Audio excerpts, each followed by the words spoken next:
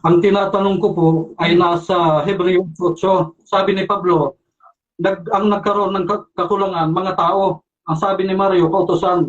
Ngayon, ang tanong ko, sino ang nagsisinungaling sa inyo? Ikaw o si Pablo? At Ikaw o ikaw, si Pablo yung nagsisinungaling daw? Parehas kami ni Pablo nagsasabi ng totoo. Hebreo 8:7, sapagkat kung ang unang tipan niyaon ay naging walang kakulangan, tipan ang naging karoon ng kakulangan. Hindi na sana inihanap pa ng pangangailangan ng ikalawa kasi nga may kakulangan ang tipan. Deuteronomio 4, ng 10 hanggang 13, basahin mo kapatid. Ayaw mo kasing basahin eh. Parehas. okay. So sangayon ka na ang mga tao ang nagkaroon ng kakulangan ayon kay Pablo? Sangayon ka, yes or no?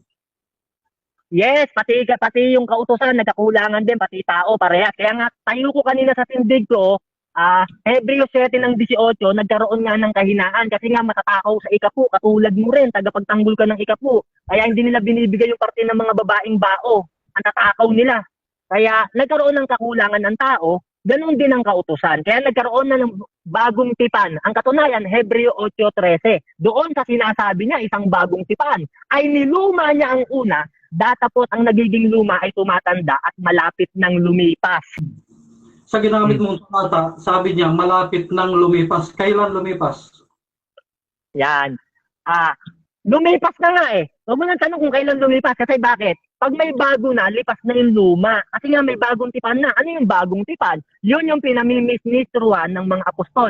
Ikalawang Korinto 3 ng 6, na sa amin din naman ay pinapaging sapat ng mga ministro ng bagong tipan. Hindi ng titik, kundi ng espiritu, sapagkat ang titik ay pumapatay, datapot ang espiritu ay nagbibigay buhay. Meron ng bagong tipan. At kung may bago, luma na yung una. Kasi may bago na. Okay, premise. Sabi dito sa Hebreo 8:10, ako'y makikipagtipan ng bagong pakikipagtipan sa Israel. Ano ang bagong tipan? Isusulat ko sa kanila ang aking kautusan sa kanilang puso at isip. Tanong, Ayan. sangayon ka ba na ang bagong tipan ay isinulat yung kautusan sa isip at puso? Yes or no? Yes, Hebreo 10:16. Ito ang tipang aking gagawin pagkatapos ng mga araw na yaon. Aking ilalagay ang aking kautusan sa kanilang mga puso at isusulat ko rin naman sa kanilang mga pag-iisip. Ano ba yung tanong mo? Pambata. Alam na alam ko yan eh. Hebreo 10:16 nga. Kaya nga may bago ng tipan. Luma na yung una kasi nga dahil sa Hebreo 10:16. Kaya mali ka.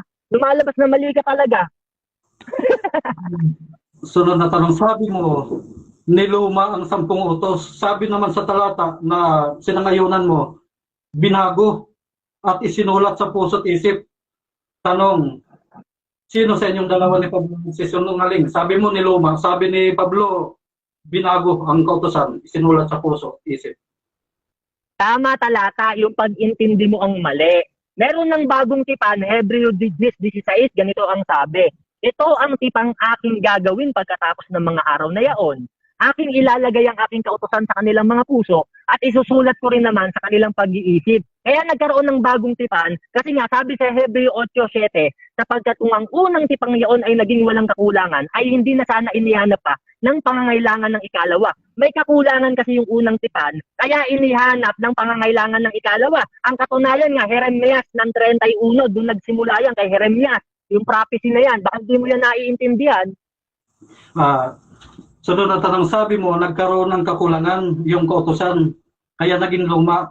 Ngayon, sa binasa mo kanina sa Hebreo 10:26, sabi mo, yung bagong tipan pala, yun ang 10 utos o kautusan, inilipat lang.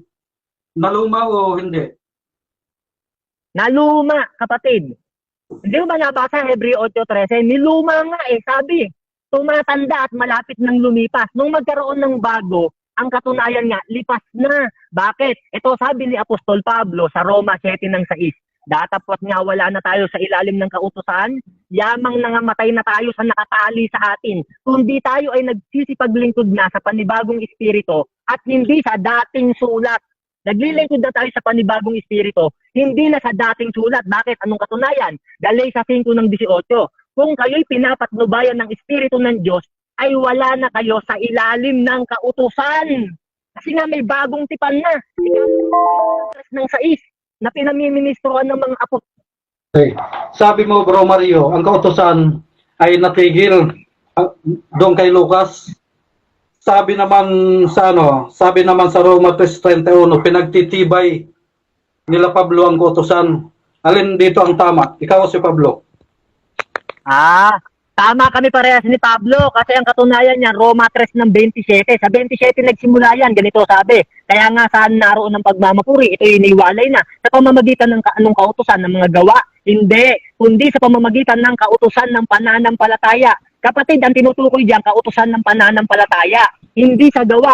Kaya nga sabi sa 27, hindi sa mga gawa eh. Kaya mali pag-intindi mo diyan, kapatid. Kaya nga, diyan sa 31, niwawalan kaya natin ng kabuluhan ng kautusan, wag pang mangyari. Kasi kautusan ng pananampalataya ang tinutukoy diyan. Kasi yung kautusan, wala na talaga, Acts 13:39. Okay, next.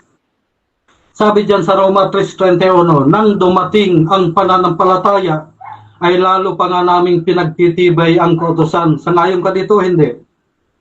Yan, hindi. Mali ang pagkakabasa mo. Sabi diyan, niwawalan kaya natin ng kabuluhan ang kautusan. Wag nawang mangyari. Dinadagdagan mo si Itas eh. Wala namang ganyang sinabi. Ang katunayan niya, Roma 3 ng 27, kautusan ng pananampalataya yan, yung pinagtitibay, hindi kautusan ni Moises. Kasi sa Acts 13 ng 39, hindi naaariing ganap ang tao sa kautusan ni Moises. Kaya ang pinagtitibay ng mga apostol, kautusan ng pananampalataya, Roma 3 ng 27, hindi nga sa mga gawa, sabi. Kaya mali pag-unawa mo diyan, kapatid. Okay. Sabi mo kanina na nasa ilalim na tayo ng biyaya at huwag nang susunod sa kautusan. Tama o mali? Sabi mo, wala ko sinabing wag susunod sa kautusan. Sabi ko, nasa ilalim na tayo ng biyaya. Time na. Kapatid. Okay, so dyan nagtatapos mga kapatid ang second stage ng ating debate.